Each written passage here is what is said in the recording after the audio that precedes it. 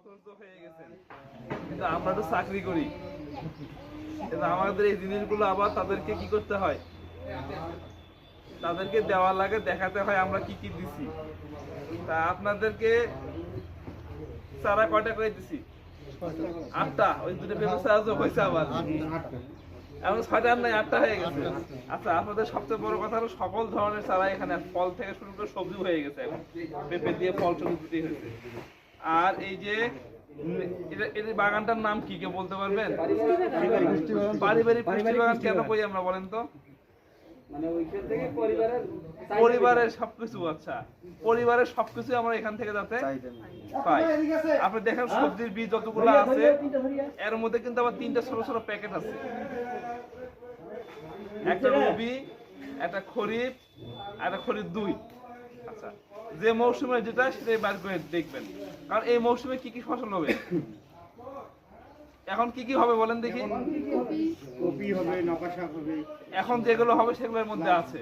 আপনি যদি এখন যদি মনে করেন যে হচ্ছে চাল কুমড়া করবেন, হয় এখন ঝিঙ্গা হবে, এখন পটল হবে, তাহলে এখন হবে না, আমার যেটা হবে তখন আমরা সেটা করব।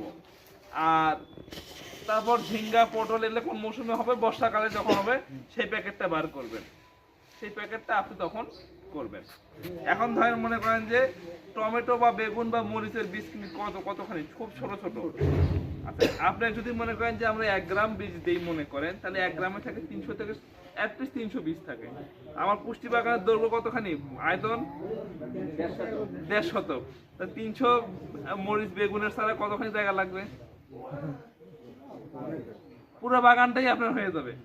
তা আপনার দরকার না হলে আপনি চারাটাকে যেটুকু সম্ভব করে নেবেন, বাকিটা মুখটা বন্ধ করে দিয়ে ছোট ছোট কি দিচ্ছি, কৌটা সাথে একটা চামচ আছে মশলার জন্য নাকি, হ্যাঁ, বীজগুলো যেটা আপনি যে প্যাকেট খুলে রাখবেন সেই প্যাকেটটা আপনার ভিতরে রেখে দিবেন।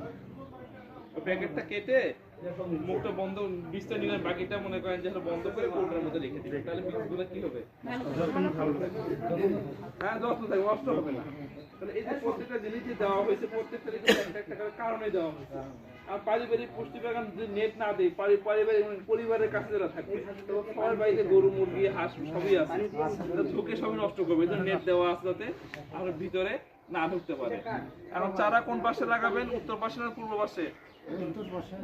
উত্তর দক্ষিণে আমরা কি লাগাবো, চারা যাতে সূর্যটা সরাসরি ইয়েটা বাধা না দেয়, ছায়া পড়ে না পড়ে। আর পূর্ব পশ্চিমে কি করব আমরা, মাচা করব। কোনগুলো মাচা করব, মিষ্টি কুমড়া, চাল